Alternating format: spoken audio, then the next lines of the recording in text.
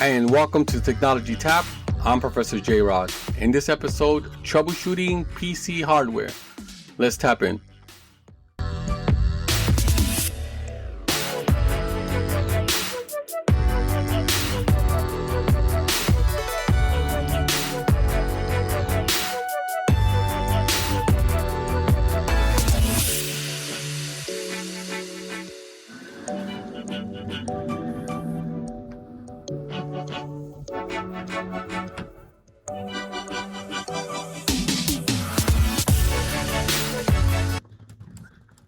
Picture this. It's early morning. You got your coffee, your project, and your confidence. You hit the power button and boom, nothing. No lights, no fans, no display. Just a dead system looking back at you. Or maybe it boots, but the screen goes blue, your drives disappear, or your desktops turn into a break mid-presentation. That's the moment that separates the user from the technician, because you know where to start. Today, we're going to break down the art and science of troubleshooting PC hardware, BIOS and UEFI fundamentals, power and disk diagnostics, and how to track down those sneaky video issues that even make pros scratch their heads. By the end, you have a clear roadmap, a checklist you can use in the field, in the class, or at your desk to turn chaos into calm. I'm Professor J. Rod, and this is your crash course into thinking like a tech. Let's tap in. When you press the power button, your CPU isn't magically ready to boot to Windows. It's actually clueless. It doesn't know your drives, your fans, your GPU, nothing. So how does it get started? Enter firmware, the system's conductor. For decades, that was the BIOS, basic input-output system. It did its job. Small, 16-bit, minimal features, limited disk size, but it was built for an earlier era.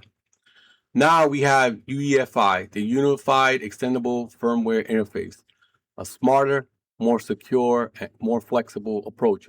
By the way, that's why most PCs are IBM compatible, is because Compaq was one of the first companies that reverse engineered the IBM BIOS.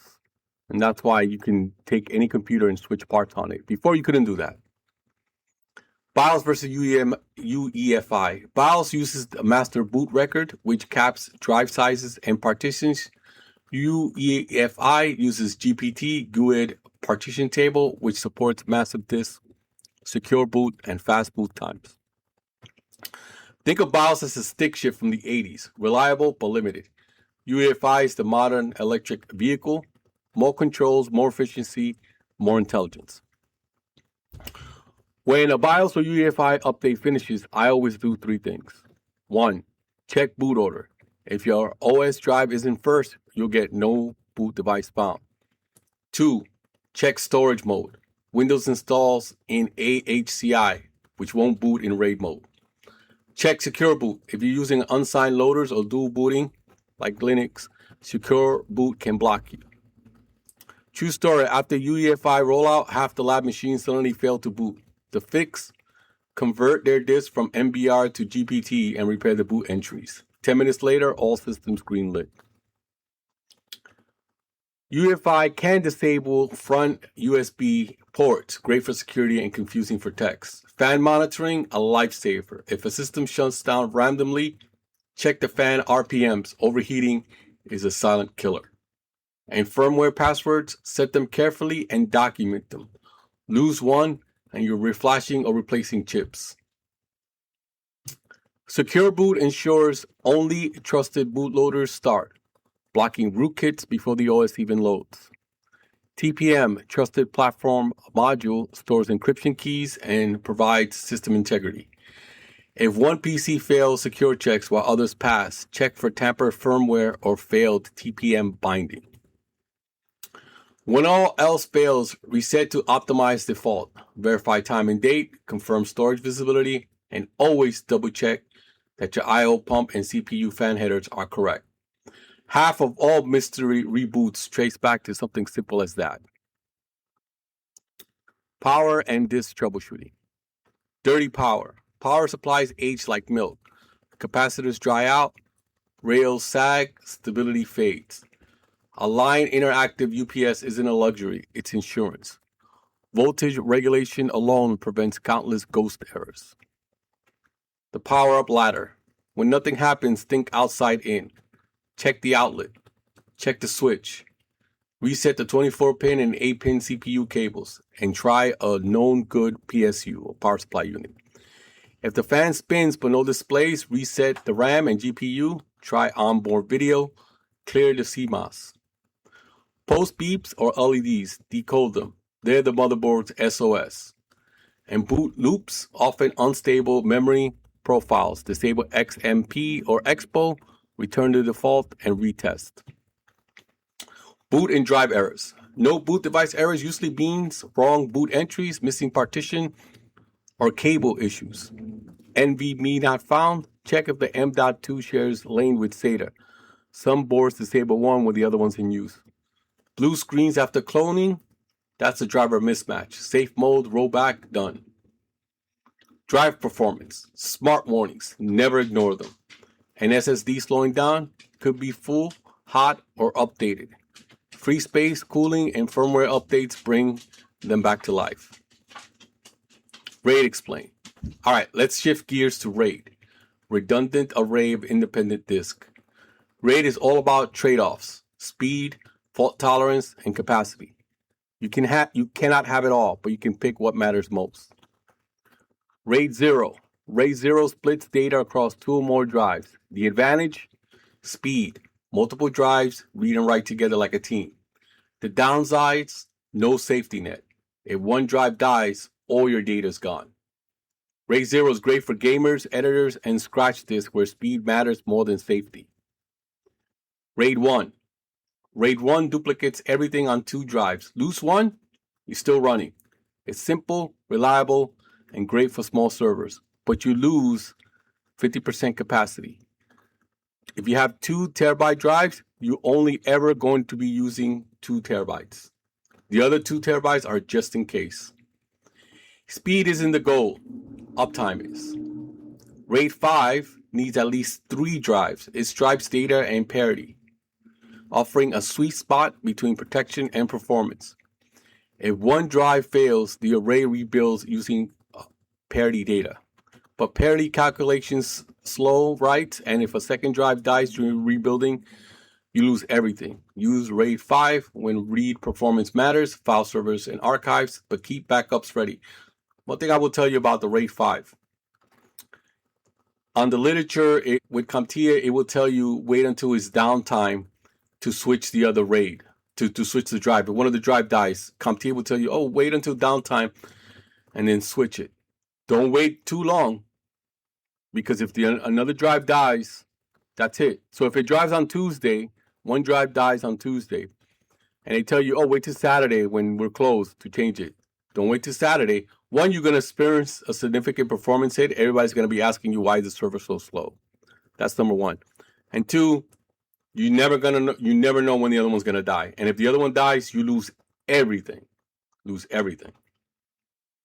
All right, RAID 6. Now here's the big brother, RAID 6. RAID 6 is like RAID 5 with an extra layer of safety. It stores 2 sets of parity across the drives. That means you can lose 2 drives and still recover.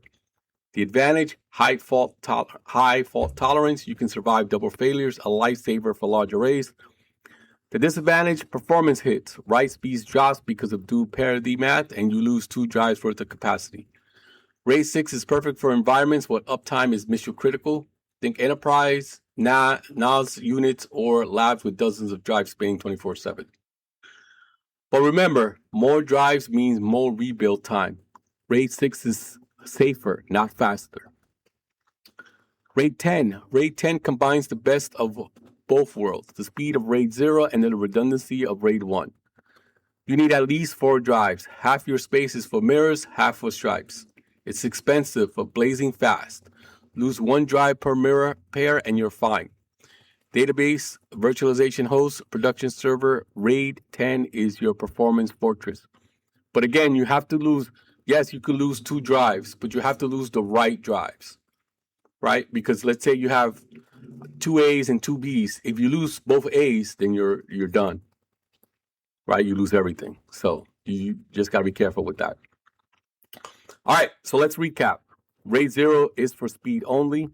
RAID 1 is redundancy only. RAID 5 is speed plus single drive safety. RAID 6 is slower writes but double drive protection. RAID 10 is speed plus redundancy but costly. And let me just say this out loud. RAID is not backup. It saves uptimes but not lost files.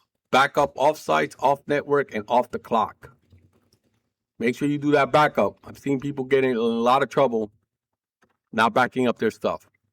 Case study. A workstation keep rebooting during 3D rendering. Power draw spiked and the 500 watt PSU couldn't handle it. We swapped it for a quality 750 ATX unit, rechecked its rails, and boom, stable. The lesson, troubleshooting isn't just testing, it's thinking in systems. All right, systems and display troubleshooting. When a system fails, symptoms lie. Don't chase errors. Follow evidence. Check environment, connections, drivers, temps. Move from external to internal. Test one variable at a time. Dust kills performance. Clean filters, blow out fans, and replace old thermal paste. Check for bent CPU pins, stolen capacitors, or scorch marks. Your eyes are diagnostic tools too. Missing video, no display, verify the monitor input cable and source. If you're using a discrete GPU, plug it into its port, not the motherboard HDMI. And if post LEDs are lit, follow their cue. Memory first, GPU second. Bad video quality. Blurry or glitchy video, fix the resolution, refresh rate, or replace the cable. Artifacts under load, stress test the GPU and the PSU. Projector shutdown, check the filters and the fan paths. And don't shut off the projector once it's done, or don't unplug it, because it's gonna, once you shut off, if you shut off a projector, those small ones, once you're done, it's gonna keep blowing. It's blowing out the hot air. Let it blow out the hot air before you unplug it. All right, checklist. Known good cable, correct input, GPU seated and powered, BIOS visible, then OS driver issues. Laptop, test external display. All right, today you just didn't learn fixes, you learned frameworks. From BIOS to UEFI, from dirty power to drive rebuilds, from RAID OS speeds to RAID 6 safety. You now know how to think through the chaos. And now that you know, let's do our questions. I'm going to give you 4 questions to test your knowledge. Let's see if you can get it. So the way I do it is I'm going to read you one question at a time. I'll repeat it, and then I'll give you, wait 5 seconds, and then I'll give you the answer. All right, here is question 1. After a UEFI firmware update, several labs PCs show no boot device found. The NVMe drives appear in the UEFI menu. What should you verify first? A. Enable CSM legacy support. B. Convert the disk from GPT to MBR. C. Ensure the correct UEFI boot entry is first. Or D. Disable secure boot. I'm going to read the question again. After UEFI firmware update, several labs PCs show no boot device found. The NVMe drives appear in the UEFI menu. What should you verify first? A. Enable CSM legacy support. B. Convert the disk from GPT to MBR. C. Ensure the correct UEFI boot entry is first. Or D. Disable security boot. I'm going to give you 5 seconds. 5, 4, 3, 2, 1. You got the answer? The answer is C. The drive is detected, so storage is fine. Which means UEFI needs the proper boot entry. Windows Boot Manager must be prioritized. So it's C. Answer C. Have you got this? We got 3 more. Next, a desktop intermittently shuts down during GPU heavy tasks. Idle temps are fine. Which is the most likely cause? A. Failing CMOS battery. B. Insufficient PSU capacity or degraded PSU. C. Incorrect monitor input selection. Or D. NVMe corruption on the boot drive. I'll read it again. A desktop intermittently shuts down during GPU heavy tasks. Idle temps are fine. Which is the most likely the cause? A. Failing CMOS. B. Insufficient PSU capacity or degraded PSU. C. Incorrect monitor input selection. Or D. NVMe corruption on the boot drive. So what's happening here? You're doing something heavy, right? Let's say CAD, and it's shutting off, right? So, it's not C, incorrect monitor input selection. I mean, you can rule that out. It's not a failing CMOS battery, right? It's B.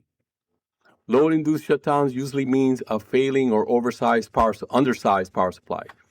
CMOS and boot issues don't cause mid-load failures. All right, halfway there. Hope you got 2 right. If not, here's a chance for another 2. 3. A system boots but shows no video when connected to the discrete GPU. The motherboard has an HDMI port. Which step should you try first? A. Replace the PSU. B. Move the cable from the motherboard HDMI to the GPU outputs. C. Convert the disk to NVR. Or D. Disable XMP Expo. I'll read it again. A system boots but shows no video when connected to the discrete GPU. The motherboard has an HDMI port. Which steps should you try first? A. Replace the PSU. B. Move the cable from the motherboard HDMI to the GPU outputs. C. Convert the disk to NVR. Or D. Disable XMP Expo. This is an easy one, guys. The answer is B. Users often plugged into the motherboard's port instead of the discrete GPU. Always connect to the GPU directly. Also, I want to this is a perfect opportunity to talk about when CompTIA gives you a question and they end it with first, like which steps should you try first, right? What should you do first? What CompTIA is looking for is usually what's the easiest thing to try, right? There's a question that I saw years ago about a laptop, right? When you try to power up a laptop or something up with a laptop, and these are the older laptops, not the ones, with the battery on the outside. Remember, we had the laptops with the battery on the outside. Now they have the battery inside. Well, it was like the laptop won't turn on. What do you do? And one of them was, take out and put back the battery. Another one was reseat the RAM.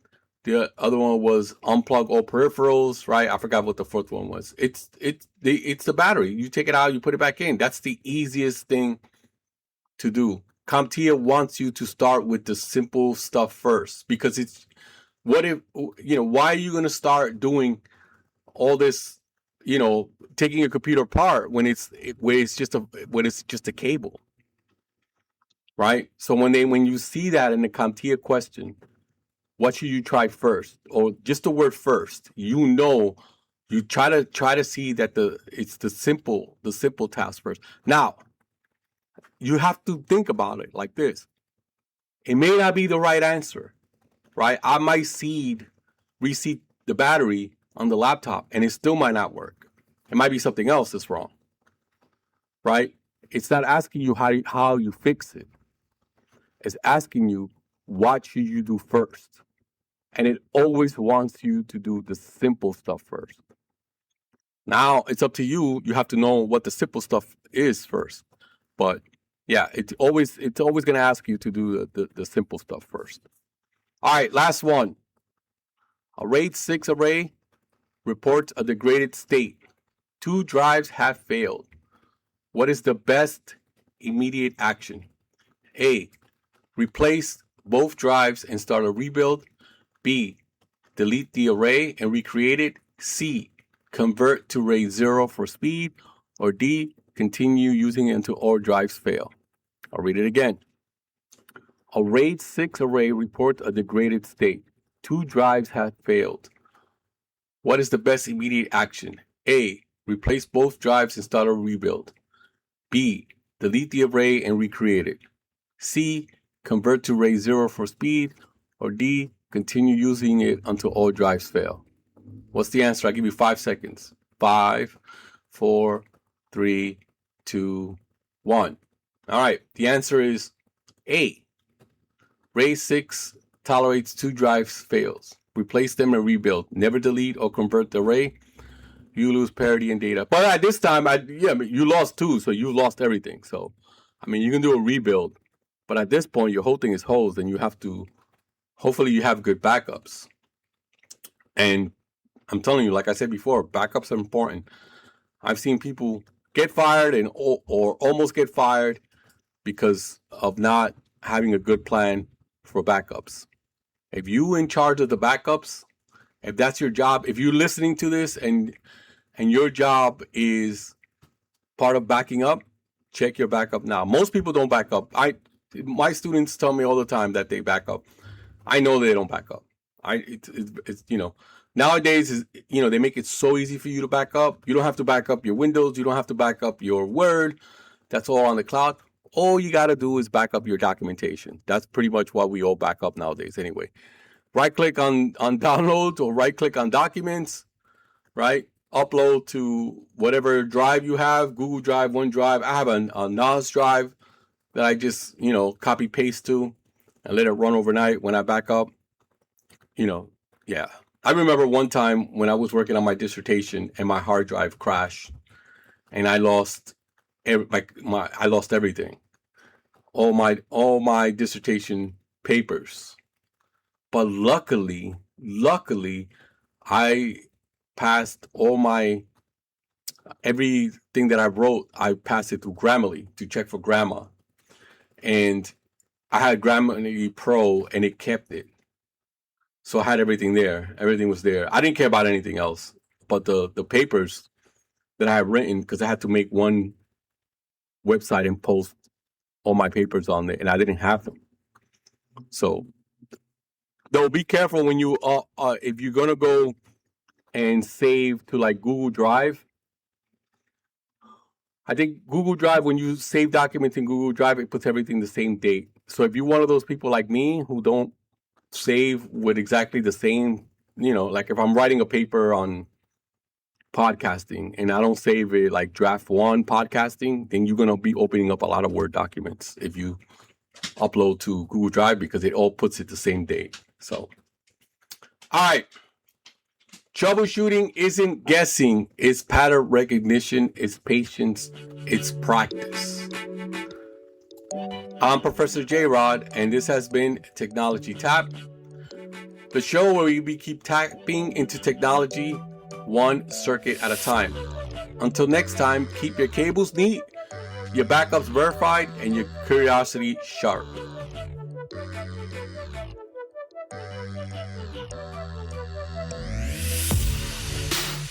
This has been a presentation of Little Cha-Cha Productions, art by Sarah, music by Joe Kim. We're now part of the Pod Match Network.